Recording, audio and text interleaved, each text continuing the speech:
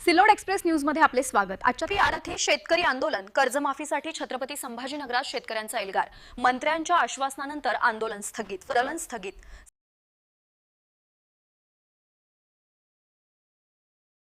हो हल्ल्यावरती होती हल्ले, अभंग आमुचे बाले किल्ले। होय हल्ल्यावरती होती हल्ले, अभंग आमुचे बाले किल्ले। असत ताठर माथा आमुचा जरा न खाली लवे, तू फरातील दिवे आम्ही हो, तू फरातील दिवे, हे तू फरातील दिवे आम्ही हो, तू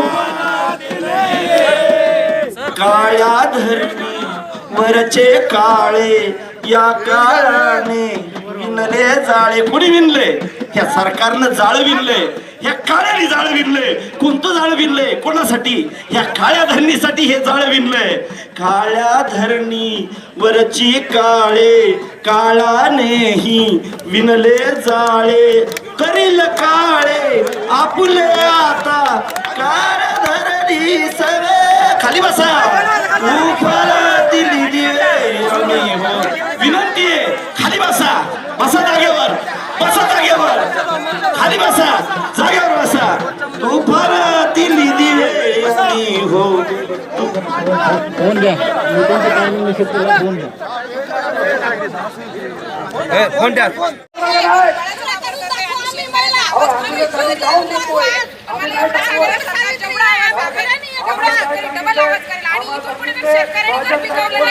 सरकार खाणार काय?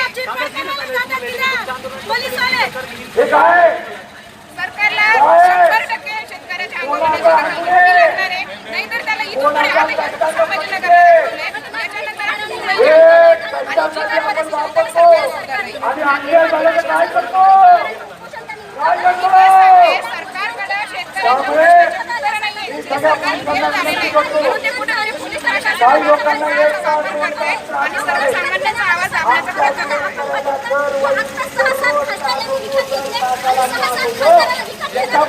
मुंबईचे खासदार संजय दिना पाटील यांनी पत्रकारांना कथितरित्या मारहाण करण्याची धमकी दिल्याच्या घटनेनंतर राज्यभरातील पत्रकार संघटना आक्रमक झाल्या आहेत।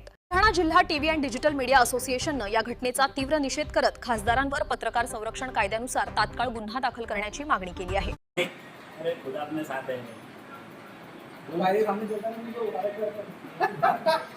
कितने सेकंड? 10 सेकंड।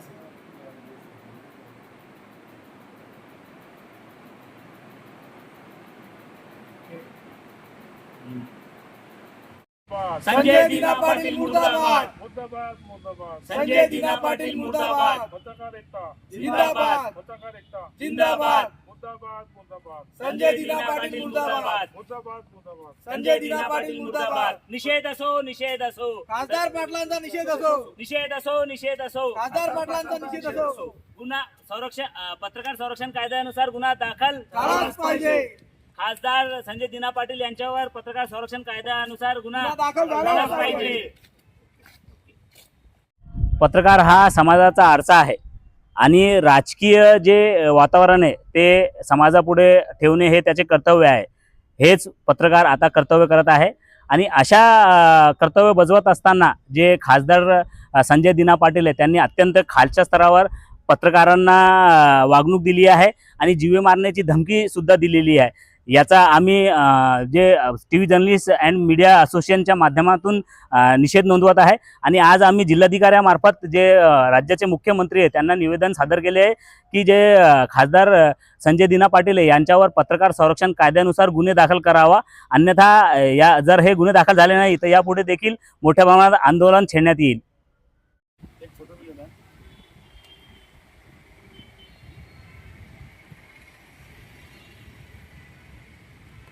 बरोबर है ना, पासपोर्ट निकले ऐसा।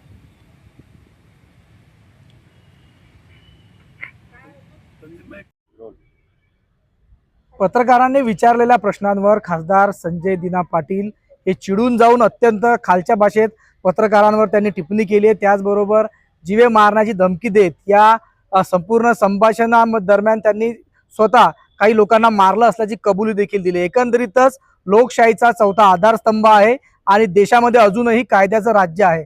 या कायद्याचं राज्य असताना देखील लोकशाहीला कुठेतरी या ठिकाणी फाट्यावर मारत खासदार संजय दिना पाटील यांनी पत्रकारांना अत्यंत गलिच्छ भाषेत या ठिकाणी शिवीगाळ केलेली आहे.